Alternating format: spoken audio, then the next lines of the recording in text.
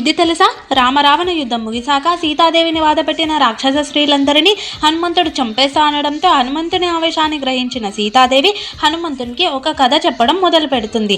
అయితే పూర్వం సవనకుడు అనే ఒక వేటగాడిని ఒక పులి తరమడంతో వేటగాడు ప్రాణభయంతో ఒక చెట్టుపైకి ఎక్కి దాక్కోగా చెట్టుపైన ఉన్న ఎలుగుబంటి భయంతో ఉన్న వేటగాడిని చూసి నిన్ను నేను ఏమి చేయను అని అభయం ఇచ్చింది. అప్పుడు పులి మనుషులకి కృతజ్ఞతా భావం ఉండదని, తమను తాము కాపాడుకోవడానికి ప్రేమించిన వారిని కూడా బలిస్తారని చెప్పడంతో అభయం ఇచ్చాక కాపాడటం తన ధర్మం అని చెప్పి ఎలుగుబంటి నిద్రలోకి జారుకుంటుంది. తాను అక్కడి నుంచి వెళ్ళిపోగానే ఎలుగుబంటి నిన్ను చంపేస్తుంది, దాన్ని నమ్మకు అని పులి వేటగానికి చెప్పగా అదంతా నిజమనుకుని వేటగాడు ఎలుగుబంటిని కిందకి తోయబోయాడు.